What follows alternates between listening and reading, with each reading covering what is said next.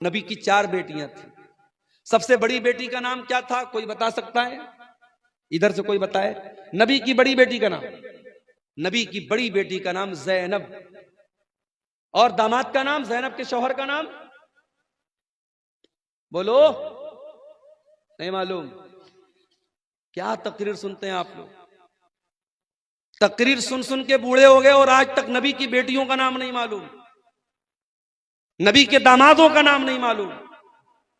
نبی کی بڑی بیٹی کا نام زینب، اور زینب کے شوہر کا نام تھا ابو العاص بن ربی رضی اللہ عنہ.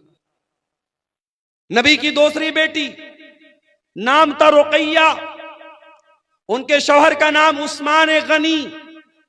رقیہ کا انتقال ہو گیا، نبی نے اپنی تیسری بیٹی کی شادی حضرت عثمان سے کر دی. تیسری بیٹی کا نام تھا ام کلثوم، ان کی شادی ہوئی حضرت عثمان سے.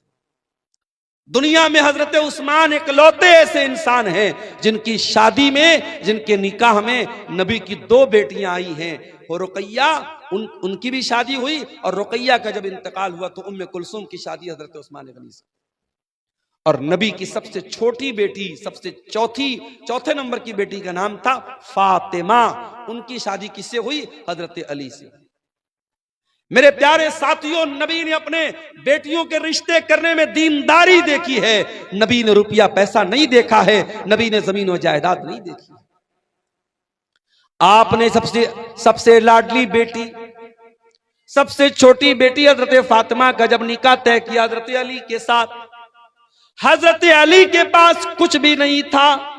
آپ نے علی سے پوچھا کہ علی تمہارے پاس کیا ہے؟ کہا اللہ کے نبی میرے پاس ایک گھوڑا ہے، ایک زرہ ہے. آپ نے کہا کہ گھوڑا اپنے پاس رکھو، زرہ بیچ دو. زرہ بولتے تھے لوہے کی ایک ڈریس ہوتی تھی جو جنگ کے میدان میں لوگ پہنتے تھے. اللہ کے نبی کے حکم سے حضرت علی نے وہ اپنی زرہ بیچ دی، جس کو عثمان غنی نے 380 درہم میں خریدا. اور اسی پیسے سے اللہ کے نبی نے حضرت علی سے کہا کہ مہر کا انتظام کرو، کیونکہ حضرت علی اللہ کے نبی کے داماد بھی تھے، اور حضرت علی کس کے بیٹے تھے؟ ابو طالب کے بیٹے تھے. اور ابو طالب کون تھے؟ نبی کے چچا تھے. تو نبی نے اپنے چچا کے انتقال کے بعد حضرت علی کو اپنی پرورش میں لے لیا تھا. تو حضرت علی کے گارجین بھی اللہ کے نبی تھے، تو اس لیے آپ حضرت علی کے باپ کی حیثیت سے بھی یہ شادی کرا رہے تھے. آپ نے حضرت علی سے کہا تو مہر کا انتظام کرو.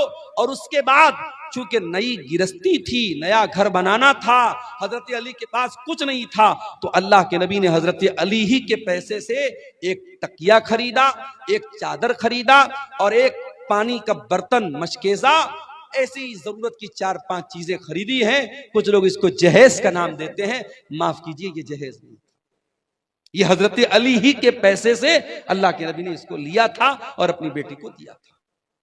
نبی نے رشتے میں کیا دیکھا؟ دینداری دیکھی ہے میرے پیارے ساتھ. واللہ آج میرے پاس ایسے نوجوانوں کے بھی فون آتے ہیں جو بڑے درد کے ساتھ اور بڑی تکلیف کے ساتھ کہتے ہیں کہ مولانا آج ہماری شادیاں نہیں ہو رہی، اچھے رشتے نہیں مل رہے، کیونکہ ہمارے رشتے اس لیے ریجیکٹ ہو رہے ہیں کیونکہ لڑکی والوں کو لکھپتی اور کروڑ پتی رشتے چاہیے، اعلیٰ شاندار مکان چاہیے، سرکاری نوکری چاہیے. ہم دیندار ہیں، ہم نمازی ہیں، ہم بااخلاق ہیں، ہم تقوی کے راستے پہ چل رہے ہیں، مگر ہمیں کوئی باپ اپنی بیٹی دینے کو تیار نہیں ہے. میرے پیارے ساتھیوں، جہیز کی اس گندی رسم کو اگر ختم کرنا ہے تو ہمیں اور آپ کو رشتے ناتے میں دینداری کو لانا پڑے. اللہ کے نبی کے ایک صحابی تھے، ان کا نام تھا جلیبیب رضی اللہ تعالیٰ عنہ. جلیبیب بڑے